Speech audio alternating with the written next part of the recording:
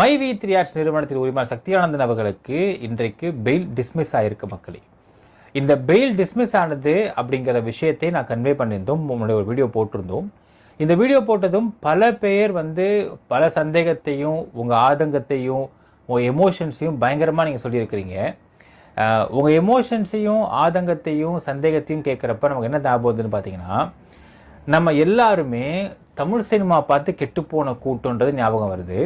நான் ஏன் அப்படி சொல்கிறேன், இன்னைக்கு என்ன நடந்துச்சு கோர்ட்டில், இது எல்லாத்தையும் டீட்டெயில்டாக விரிவாக பார்க்க போகிறோம் இந்த பதிவில். ஃபர்ஸ்ட் அண்ட் ஃபோர்மோஸ்ட் திங், மை3 நிறுவனர் சக்தியானந்தன் அவர்களுக்கு பெயில் கிடைக்கல அப்படிங்கிற விஷயத்தை நம்ம முன்னாடி ஒரு வீடியோ போட்டிருப்போம். ரொம்ப ஷார்ட் வீடியோவாக இருக்கும், அவசரமாக நம்ம போட்டிருப்போம். நம்ம ஏன் அந்த வீடியோ அவசரமாக நம்ம போட்டோன்னு பார்த்தீங்கன்னா, பல இடங்களில் பல நபர்கள் பார்த்தீங்கன்னா பெயில் கிடைச்சிருச்சு அப்படின்னு பட்டாசு அடிச்சு போஸ்ட் அடிச்சு என்னமோ பண்ண ஆரம்பிச்சிட்டாங்க. ஸோ தப்பான ஒரு தகவல் மக்கள்கிட்ட பரவிடுச்சு அப்படிங்கிறதை உடனடியாக நம்ம சொல்லணுன்றதுக்காகத்தான் அந்த பதிவை நம்ம அவசரமாக போட்டோம் மக்களே.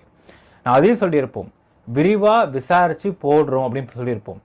என்ன நடந்துச்சு கோர்ட்டில் அப்படிங்கிற அந்த ஆர்குமெண்ட் போச்சா, என்ன ஆர்குமெண்ட் போச்சு, என்ன நடந்துச்சு, இது எதுவுமே நான் மென்ஷன் பண்ணாமல் மொட்டையான விஷயம் சொல்லியிருப்பேன் மக்களே. ஏன்னால் தப்பான தகவல் மக்கள்கிட்ட ரீச் ஆகி தப்பாக மக்கள் இதை பற்றி பிரகடனப்படுத்த ஆரம்பிச்சிட்டாங்க அப்படிங்கிறதை நிறுத்துவதற்காக நம்ம போடப்பட்ட அவசர பதிவு அந்த பதிவு. சரி, இப்போ அடுத்தது பெயிலை பற்றி வருவோம். சக்தியானந்தன் அவர்களுக்கு பெயில் டிஸ்மிஸ் ஆச்சு. சரி, இப்போது ஃபஸ்ட்டு இந்த விஷயத்துக்குள்ள போகிறதுக்கு முன்னாடி நான் ஃபஸ்ட் சொல்லிக்கிறேன் மக்களே, நம்ம எல்லாருமே தமிழ் சினிமாவும் தமிழ் சீரியலும் பார்த்து கெட்டுப்போன கூட்டம் நம்ம தெளிவாக சொல்லலாம். ஏன்னா சினிமா சீரியல் மட்டும்தான் இன்னைக்கு ஜெயிலுக்கு போவாங்க, அடுத்த நாள் கோர்ட்டுக்கு போவாங்க, கோர்ட்டில் விடுதலை பண்ணுறாங்க, வெளியே வந்துடுவாங்க. இன்னைக்கு ஜெயிலுக்கு போவாங்க, அடுத்த நாள் கோர்ட்டுக்கு போவாங்க, கோர்ட்டில் கன்விக்ட் பண்ணுறாங்க, தூக்கில் போட்டுருவாங்க. இதெல்லாம் பார்த்து பார்த்து கெட்டு போன முட்டாள் கூட்டம் நம்ம அப்படிங்கிறத ஃபர்ஸ்ட் நான் சொல்லிக்க விரும்புகிறேங்க. ஏன்னால் மக்களாகிய உங்களுக்கு, கடல்நிலை மக்களாகிய உங்களுக்கு சட்டத்தை பற்றி ஒன்றுமே தெரியாதனால தான் உங்களை ஈஸியாக ஏமாத்திர முடியும் அப்படிங்கிறத நீங்கள் ஃபஸ்ட்டு புரிஞ்சுக்கோங்க.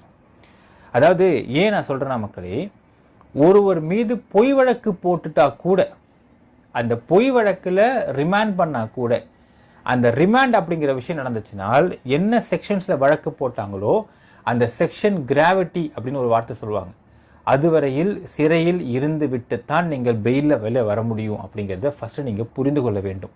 இதை நம்ம மொட்டையாக சொன்னால் புரியாது. இப்போ நான் அடுத்த எக்ஸாம்பிள் நான் சொல்கிறவங்களே, அதுக்கு முன்னாடி let me explain what has happened in the court. இன்னைக்கு பெயில் பெட்டிஷன் வருது. UOW தரப்புல இருந்து ஒரு கவுண்டரை ஃபைல் பண்ணுறாங்க. அந்த கவுண்டரில் போடப்பட்ட வார்த்தை என்னன்னா, இந்த மை3 நிறுவனத்தில் 9 லட்சத்தி சில்லற பேர், ஆல்மோஸ்ட் 9.5 lakh பீப்புள் மெம்பர்ஸாக இருக்கிறாங்க அப்படிங்கிற வார்த்தை மென்ஷன் பண்ணப்பட்டிருக்கு. சரி, இப்போ அந்த அசோக் ஸ்ரீநிதி அப்படிங்கிற ஃப்ராடு சொன்ன 2 லட்சம் பேரும் கிடையாது, நீங்கள்லாம் சொல்லக்கூடிய 65 lakh பீப்புளும் கிடையாது. ஸோ 9.5 lakh பீப்புள் இந்த கம்பெனியில் இருக்கிறாங்க அப்படிங்கிறது தான் அவங்க கொடுக்கப்பட்ட கவுண்டில் போடப்பட்ட வார்த்தை. சரி, என்ன அடுத்த சொல்லியிருக்கிறாங்க, அதாவது 9.5 lakh மெம்பர்ஸில் எத்தனை பேர் OM, எத்தனை பேர் CM, எத்தனை பேர் BM, எத்தனை பேர் என்னென்ன MO எல்லாத்தையும் பார்த்துட்டு அந்தந்த எம்எல்லாம் எவ்வளோ அமௌண்ட்டுக்கு பர்ச்சேஸ் பண்ணிருக்காங்கன்ற கால்குலேட் பண்ணி ஒரு கேல்குலேஷன், ஒரு ரஃப் கேல்குலேஷனில் 2000 சில்லற கோடி ரூபாய் இதில் பர்ச்சேசிங் நடந்திருக்கு, இன்கம் நடந்திருக்கு, இன்கம் வந்திருக்குன்றதை மென்ஷன் பண்ணிருக்காங்க. உடனடியாக பார்த்தீங்கன்னா ஒரு சில குஞ்சான்ஸ்லாம் வந்துக்கிட்டு, பத்தியா எங்கள் தலைவர் சொன்னதை பத்தியா, 2000 கோடி மோசடி பத்தியான்னு பேசிகிட்டு இருக்கீங்க. கொஞ்சமாவது யோசிங்கப்பா. ஒரு கம்பெனியில் இன்கமிங் மட்டும்தான் இருக்குமா, அவுட் கோயிங்கே இருக்காதா? அதாவது இதில் எத்தனை மெம்பர்ஸ் இருக்கிறாங்க, அந்த மெம்பர்ஸ் கிட்ட எவ்வளோ அமௌண்ட்டில் பர்ச்சேஸ் நடந்திருக்கு, அந்த பர்ச்சேஸ்லாம் மல்டிப்ளை பண்ணி கூட்டினா எவ்வளோ அமௌண்ட்டு இன்கம் வந்திருக்கு அப்படிங்கிறத பற்றி மட்டும்தான் மென்ஷன் பண்ணப்பட்டிருக்கிறது அந்த கவுண்டரில், அந்த ஆர்டரில். ரைட்டா? இப்போ இதில் ஸ்டார்டிங்கில் ஒரு வார்த்தை மென்ஷன் பண்ணிருக்கிறாங்க, இந்த கம்பெனி GST கட்டியிருக்கா? கட்டியிருக்கு. இன்கம் டேக்ஸ் கட்டியிருக்கு. இப்போது எவ்வளோ GST கட்டியிருக்காங்க, அது அவுட் கோயிங். எவ்வளோ அதாவது செலவு. எவ்வளோ IT கட்டியிருக்கிறாங்க, அது செலவு. எவ்வளோ ப்ராடக்டை பர்ச்சேஸ் பண்ணியிருக்கிறாங்க, எவ்வளோ அமௌண்ட் பர்ச்சேஸ் பண்ணிருக்கிறாங்க, அது செலவு. எவ்வளோ பேருக்கு பே அவுட் போட்டிருக்கிறாங்க, மார்ச் 2024 வரைக்கும் பே அவுட் போட்டிருக்கிறாங்க. அப்போது அத்தனை பேருக்கும் பே அவுட் போட்டிருக்காங்கனால் அது செலவு. ஜூன் 4 இருந்து இவர் வந்து போய் சரண்டரான ஜூலை 4 வரைக்கும் 1 மாத காலத்துக்கு கிட்டத்தட்ட ஒரு 100-150 கோடி செலவு பண்ணிருக்காங்க. 100-150 கோடிக்கு பே அவுட் போட்டிருக்காங்க கிட்டத்தட்ட. அது செலவு. ஸோ இந்த செலவை பற்றியெல்லாம் அங்கே மென்ஷன் பண்ணவே இல்லை. இதுக்கு தான் அவங்க டைம் கேட்டிருக்கிறாங்க. அதாவது இதில் இவ்வளவு இன்கம் வந்திருக்கு, ஆனால் எவ்வளவு செலவு இருக்குது அப்படிங்கிற விஷயத்தை நம்ம இன்னும் கொஞ்சம் டைம் எங்களுக்கு தேவை டு இன்வெஸ்டிகேட் மோர் அப்படின்னு சொல்லியிருக்கிறாங்க ஓப்பன் கோர்ட்டில். இதை பற்றி ஒன்றுமே தெரியாமல் பல பேர் வந்து தப்பாக பலனப்படுத்திக்கிட்டு இருக்கிறீங்கன்றதுனால தான் உங்களை பார்த்தால் சிரிப்பாக இருக்கிறது. முதல்ல ஒரு விஷயத்தை புரிஞ்சுக்கோங்க, என்னென்ன விஷயம் நடந்திருக்கு கோர்ட்லையும் புரிஞ்சுக்கோங்க. கோர்ட்டில் இந்த அஃபிடவிட்டை கொடுக்குறாங்க, கவுண்டரை கொடுக்குறாங்க, அது ஜட்ஜு படித்து பார்க்குறாங்க. படித்து பார்த்த உடனே இதை ஹைகோர்ட்டில் பார்த்துக்குங்கன்னு இந்த கேஸ் டிஸ்மிஸ் பண்ணப்படுகிறது.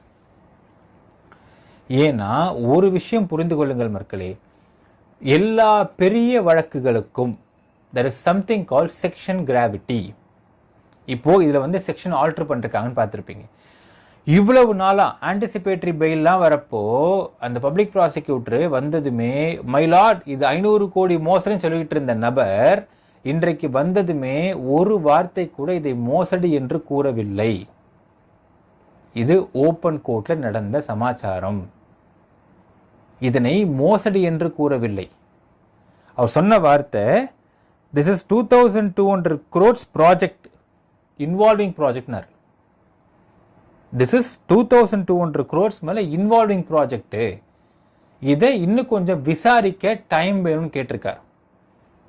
இப்போ இதை செக்ஷன்ஸ் ஆல்டர் பண்ணியிருக்காங்க. ஏன் ஆல்டர் பண்ணியிருக்காங்க அப்படின்னு கேட்டிங்கன்னா, ஒரு 5 பேர் போட்டிருக்காங்க. அந்த 5 பேர் வந்து அவங்களுக்கு பணம் வரணும்னு சொன்னதுனால அவங்களுக்கு என்ன பணம் இவர் கொடுக்கலையா, இல்லை இவர் போடலையா, இல்லை இவர் வரலையான்றதுலாம் விசாரிக்கல. 5 பேர் கம்ப்ளைண்ட், இதெல்லாம் usual process. So section alter பண்ணி பணம் தரல, சீட்டிங் கேஸ்னு போட்டிருக்காங்க. இந்த விஷயத்தெல்லாம் அதான் சொல்ற மக்களே, சட்டம் சில பேருக்கு நம்ம நாட்டில் வந்து எல்லாருக்கும் தெரியப்படுத்தாமல், சட்டத்தை புரிந்து கொள்ளாமல், சட்டத்தை தெரிந்து கொள்ளாமல் இருக்கும் காரணத்தினால்தான் பல பேர் உங்கள் மக்களை ஏமாத்திட்டு இருக்கிறாங்க அப்படிங்கிறத புரிந்து கொள்ளுங்கள். ஒருத்தனுக்கு ஒருத்தன் பணம் தரல அப்படின்னா அதை சீட்டிங்லாம் சொல்லுவாங்க. இப்போது நீங்கள் ஒரு செக் லீஃப் போடுறீங்க, செக்கு பவுன்ஸ் ஆகிடுச்சு, உண்மையாலுமே உங்கள் அக்கௌண்ட்டில் பணம் நேற்று வரைக்கும் இருந்திருக்கும், இன்றைக்கி பணம் கம்மியாக இருக்கும், ஒரு அர்ஜென்ட் செலவுக்கு எடுத்திருப்பீங்க, மெடிக்கல் செலவு எடுத்திருப்பீங்க, அது செக்கை ஒருத்தன் போடுவான், செக் பவுன்ஸ் ஆகிடுன்னு வச்சுக்கோங்க. அவன் செக் பவுன்ஸ் கேஸ் உங்கள் மேலே போட்டானா உங்களை 420 கேஸில் புக் பண்ணுவாங்க. உங்ககிட்ட எல்லா நியாயமும் இருக்கும். ஐயா நான் பணம் வச்சுருந்தேன், நேற்று இடத்துக்கு பணம் இருந்துச்சு, இன்னைக்கு காலையில் நான் வித்ட்ரா பண்ணியிருக்கேன், அந்த வித்ட்ராவுக்கான ஸ்லிப்பை காட்டுவீங்க, பேங்க் ஸ்டேட்மெண்ட் காட்டுவீங்க, மெடிக்கல் எமர்ஜென்சிக்கு நீங்கள் ஹாஸ்பிட்டலில் அந்த பணத்தை நீங்கள் கட்டினதுக்கான ரெசிப்டை காட்டலாம். எல்லாத்தையும் காட்டி நான் அவனை ஏமாத்தணும்னு நினைக்கல, நான் அவனை ஏமாத்த இன்டென்ஷன் நான் பண்ணலை, நான் பணம் வச்சுருந்தேன், அவன் செக்கு வந்து பேங்க்கில் வந்து நாளைக்கு வரப்போகுது, இன்னைக்கு நைட்டு எனக்கு ஒரு மெடிக்கல் எமர்ஜென்சி குடும்பத்தில் நான் போனேன், நான் குடும்பத்தில் உள்ளவங்களை போய் இதில் ஹாஸ்பிட்டலில் சேர்த்தேன், நான் போய் அங்கே டெபிட் கார்டை ஸ்வைப் பண்ணேன், அதில் அமௌண்ட் அங்கே போயிருக்கு, அதுக்கான கிளியர் ரெசிப்ட் பாருங்கள், நான் அவனை ஏமாற்றுன்ற எண்ணத்தில் நான் வந்து செக் பவுன்ஸ் பண்ணலை அப்படிங்கிற உங்கள் பக்கம் நியாயமே இருந்தாலும் செக் பவுன்ஸ் கேஸ்னு ஒன்று போட்டால் 420 ஐபிஎஸ்சில் புக் பண்ணி உங்களை ரிமாண்ட் செய்வார்கள். செஞ்சதுக்கப்புறம் there something call section gravity. ஒரு ஐபிசி செக்ஷன்ஸ்லையும் ஒருத்தவங்களை புக் பண்ணுறப்போ அது எந்த அளவுக்கு அதுக்கான பனிஷ்மெண்ட் டைமிங் இருக்கோ, சில பேர் நீங்கள் படித்து பார்த்தா தெரியும், ஐபிசி படித்து பார்த்தா தெரியும். இப்போ 420 கேஸ்னு வச்சுக்கலாம் மக்களே, 420 கேஸ் இருக்குது, இவங்களுக்கு வந்து 1 வருஷம் இம்ப்ரிசன்மெண்ட்டு ப்ளஸ் ஃபைனு 6 போத்துன்னு போட்டான்னு வச்சுங்க, உதாரணத்துக்கு சொல்கிறேன். அப்போது அந்த 1 வருஷ காலம் 2 வருஷ காலம், இப்போ கொலை கேஸ் வச்சுக்கோங்க, 302 செக்ஷன் போடுவாங்க. 302 ஐபிசிக்கு பொறுத்தளவுக்கு 90 நாட்கள் வரை அவர்கள் நிச்சயமாக ஜெயிலில் இருக்க வேண்டும், ரிமாண்டில் இருக்கணும். இதுக்கு பேர் செக்ஷன் கிராவிட்டின்னு சொல்லுவாங்க. என்ன அர்த்தம்னா 90 நாளைக்குள்ள ஒரு மர்டர் கேஸை அந்த கன்சர்ன் ஐஓ இன்வெஸ்டிகேட்டிங் ஆஃபீஸரு தீவிரமாக விசாரித்து அதுக்கு சார்ஜ் ஷீட் போடணும் அப்படிங்கிறது அதற்கான பொருள். அவன் கொலை பண்ணியிருக்கலாம், கொலை பண்ணாமல் கூட இருக்கலாம், தப்பான ஒரு நபரை கூட கொலைகாரங்கன்னு சொல்லிட்டு போலீஸ் தெரியாமல் அரெஸ்ட் பண்ணி கூட்டு வந்து ரிமாண்ட் பண்ணியிருக்கலாம். எப்படியாக இருந்தாலும் கொலை வழக்குன்னு உங்க மேல பதிவு பண்ணிட்டா அந்த செக்ஷன் கிராவிட்டிக்கு 90 நாட்கள் குறையாம நீங்கள் பெயில வெளியே வர முடியாது. 307 அட்டெம்ப்ட் மர்டர்னா 60 days. இதெல்லாம் செக்ஷன் கிராவிட்டி நம்ம சொல்லுவோம். ஸோ இந்த அளவுக்கு இப்போ சக்தி ஆனந்தன் கிட்ட இப்போ செக்ஷன் ஆல்டர் பண்ணியிருக்காங்க. இந்த செக்ஷன் ஆல்டர் பண்றதுக்குன்னு ஒரு சில செக்ஷன் கிராவிட்டின்னு ஒன்று இருக்கு. இப்போ அவரு சரண்டர் தான் ஆயிருக்காரு, எந்த மாற்றமும் இல்லை. அவர் சரண்டரே ஆயிருந்தாலும் இந்த செக்ஷன்ஸுக்கு குறிப்பிட்ட அளவு வரைக்கும் அவர் ஜெயிலில் இருக்க வேண்டிய கட்டாயத்தில் இருப்பார். ஏனென்றால் அந்த சமயத்துக்குள் இந்த வழக்கை அந்த இன்வெஸ்டிகேட்டிங் ஆஃபீஸர் விசாரித்து அதற்கான தெளிவான ஒரு அறிக்கை ஃபைனல் ரிப்போர்ட்டுக்கு வந்துருவாங்க. அது வரைக்கும் அவங்க உள்ள இருக்கும் பட்சத்தில் இது விசாரணையை பாதிக்காமல் இருக்கும் அப்படிங்கிற அடிப்படையில் தான் இந்த செக்ஷன் கிராவிட்டி அப்படிங்கிற விஷயம் மென்ஷன் பண்ணப்படுகிறது. ஸோ இவருடைய கவுண்டரை பார்த்ததுமே சரி, இன்னும் விசாரணை இருக்கிறது அப்படிங்கிறத புரிந்து கொண்டுதான் இந்த கவுண்டர், இந்த ஒரு பெயில் டிஸ்மிஸ் பண்ணப்பட்டது. இவங்க சக்தி ஆனந்தன் தரப்புல இருந்து எந்த ஆர்கியூமெண்ட்டையும் முன்வைப்பதற்கு அவர்கள் நேரம் கொடுக்கவில்லை. ஹைகோர்ட்ல பார்த்துக்குங்கன்னு சொல்லியிருக்காங்க. ஸோ இப்போ நிறைய பேர் கேட்குறீங்க, சார் பெயில் இஸ் மேண்டட்டரி நீங்க சொன்னீங்களே sir. Of course sir, fail is mandatory. ஆனால் செக்ஷன் கிராவிட்டி அப்படின்றது இருக்கப்போ அந்த விசாரணை அதிகாரிக்கு நம்ம ஒரு டைம் கொடுக்க வேண்டும் இந்த கேஸை முழுசா விசாரிப்பதற்கு. அப்படி விசாரித்து முடிக்கும் வரை நாம் பொறுத்து கொண்டுதான் இருக்க வேண்டும். இது சட்டத்தில் உள்ள ஒரு விஷயம், புரிந்து கொள்ளுங்கள். அந்த செக்ஷன் கிராவிட்டிக்கு மேல அவரை ரிமாண்ட்ல உள்ள வச்சிருக்கிறதுக்கு யாருக்கும் அதிகாரம் கிடையாது. தட்ஸ் கால் ஸ்டாட்யூட்டரி பெயில்னு சொல்லுவாங்க. 90 நாட்களுக்கு மேல் ஒரு மர்டர் அக்யூஸ்டை நீங்க ரிமாண்ட்ல வச்சிருக்கிறீங்க அப்படின்னால், ஒரு 100 நாள் வச்சுக்கோங்க மக்களே, 100 நாள்ல போயிட்டு நீங்க பெயில் அப்ளை பண்ணீங்கன்னால் மர்டர் அக்யூஸ்ட் 100 நாள் ஆகி போச்சு, இன்னும் சார்ஜ் ஷீட் போடாதது அது இன்வெஸ்டிகேட்டிங் ஆஃபீஸருடைய பிரச்சனைன்னு சொல்லிட்டு ஸ்டாட்யூட்டரி பெயிலை வெளியே விட்டுருவாங்க. இதெல்லாம் செக்ஷன் கிராவிட்டி பற்றின விஷயங்கள் தெரிந்தவங்களுக்கு கண்டிப்பாக தெரிந்திருக்கும் மக்களே. எல்லாத்துக்கும் மேலே வச்சு எக்ஸாம்பிள் நான் கோட் பண்ணுறேன் உங்களுக்கு. இதில் சம்திங் கால்டு பல்லாவரம் எம்எல்ஏ உடைய மகன் மருமகள் வழக்கு, ஆண்டோ மெரினா வழக்கு. இந்த வழக்கை நம்ம தான் பிரேக் பண்ணோம் மீடியாவில் மக்களே. இதில் வெளியிட்ட பல ஆதாரங்கள் பெயிலுக்கு யூஸ்ஃபுல்லாக இருந்துச்சுன்னு சொல்லிட்டு நம்ம தெரியப்படுத்தியிருக்கோம். இந்த வழக்கை எடுத்துக்கிட்டிங்கன்னால், ஒரு எஸ்சி சமூகத்து பெண், ஒரு மெய்டு, அந்த எம்எல்ஏ பல்லாவரம் எம்எல்ஏ திரு இ கருணாநிதியோடைய பையன் தனியாக வாழ்ந்துட்டு இருக்காரு. அவங்க ஒய்ஃபோட ஒரு குழந்தை இருக்கு. அந்த குழந்தைக்கு 4 வயசு ஆகுது, பெண் குழந்தை. அவங்க குடும்பத்தில் ஒரு 12th படித்து முடித்த ஒரு பொண்ணு. அந்த பொண்ணு எஸ்சி சமூகன்றது அவங்களுக்கு தெரியாது. அந்த பொண்ணை வீட்டோட வேலைக்கு வச்சுக்கிறாங்க, மெய்டாக வச்சுக்கிறாங்க. அந்த பொண்ணை மெய்டாக வச்சது மட்டும் இல்லாமல் 12th ரிசல்ட் வந்தவொடனே அந்த பொண்ணை கூட்டிகிட்டு போய் அவங்க விழுப்புரத்துக்கு அவங்க ஊருக்கு போய் அந்த பொண்ணுக்கு சர்டிஃபிகேட்லாம் வாங்கிட்டு அந்த பொண்ணை பணம் கட்டி கரஸ்பாண்டன்ஸில் பிபிஎல்லாம் படிக்க வைக்கிற அளவுக்கு எல்லா ஹெல்ப்பும் பண்ணியிருக்கிறாங்க. ஆனால் ஒரு சந்தர்ப்பத்தில் அந்த பொண்ணு பொங்கலுக்கு ஊருக்கு போயிட்டு இவங்க மேலே இல்லாத பல குற்றச்சாட்டு வைக்க ஆரம்பிச்சிட்டான். அந்த வழக்கு பிரபலமாக பேசப்பட்டுச்சு. ஆண்டோ மற்றும் மெலினா இவர்கள் மீது பிசிஆர்னு சொல்லுவாங்க, எஸ்சி எஸ்டி ஆக்ட் போடப்பட்டது. அது இவங்க தப்பே பண்ணல. அந்த வழக்கு தொடுத்தது கூட பார்த்தீங்கன்னா மக்களே, ஒரு சில விஷக்கிருமிகள் சமூக விரோதிகளால் ஆன்லைனில் டிஜிபி ஆஃபீஸுக்கு கொடுத்து அது மூலயமா திருவான்மையூர் காவல் நிலையத்துக்கு வந்த ஒரு கம்ப்ளைண்ட். அந்த கம்ப்ளைண்ட்டை விசாரிக்க போலீஸ் கூப்பிட்டா அந்த கம்ப்ளைண்ட் வரல, அந்த மெய்டு வரமாட்டேங்கிற அந்த பொண்ணு. ஆனால் சம்பந்தப்பட்ட இந்த கேஸ் அக்யூஸ்டா சொல்லப்படக்கூடிய ஆண்டோ மெர்லினா நாங்கள் எப்போனா விசாரணைக்கு வரோம் அப்படிங்கிறாங்க.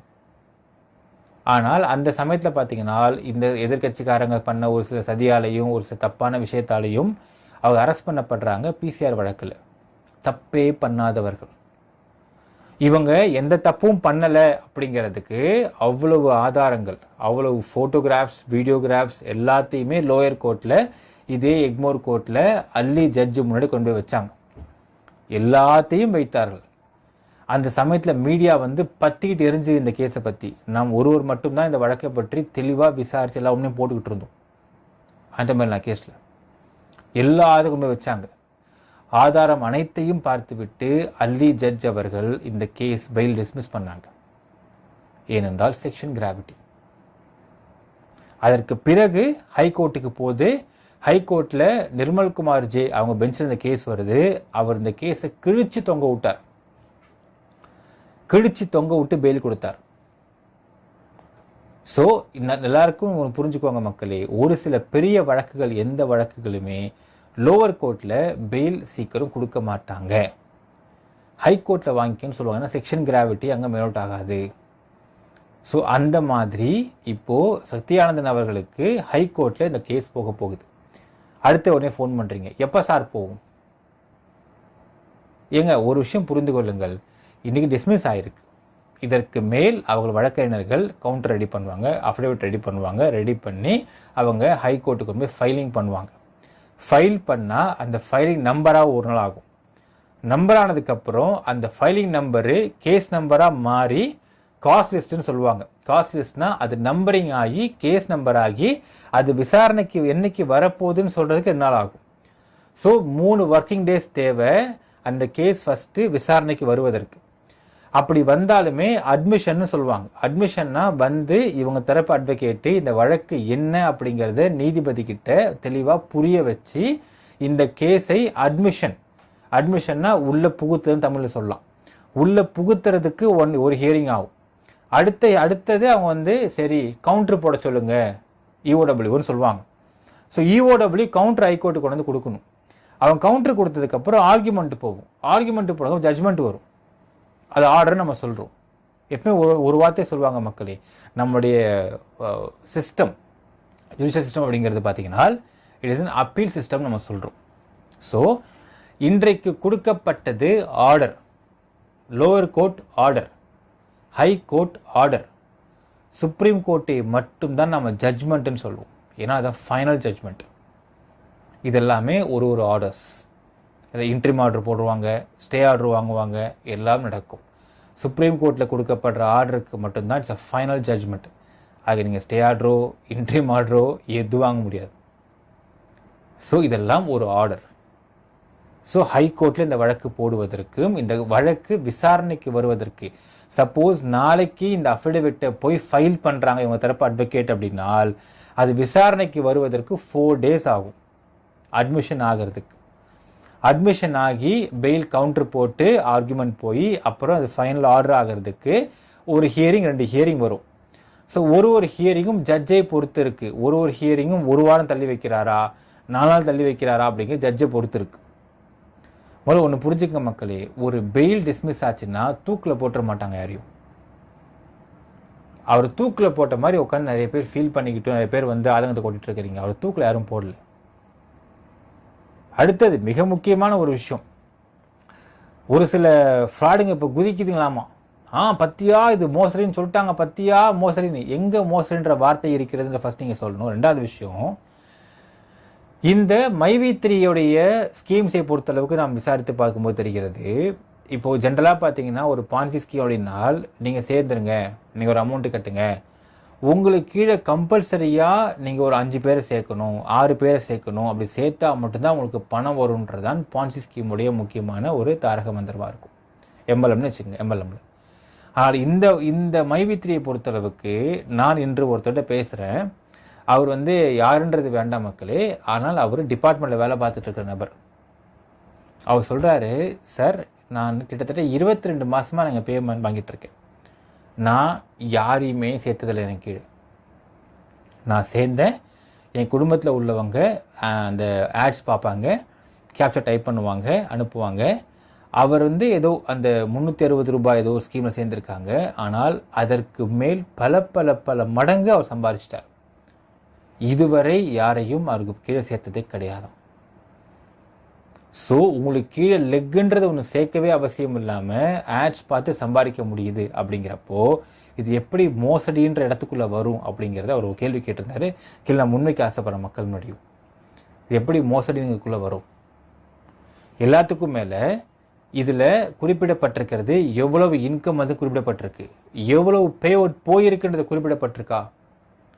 நாம் விசாரித்த வரையில் இதுவரையில் 2200 கோடிக்கு மேலே பேமெண்ட் போடப்பட்டிருக்கிறதா நமக்கு ஒரு தகவல் கிடைக்கப்பெறுகின்றன.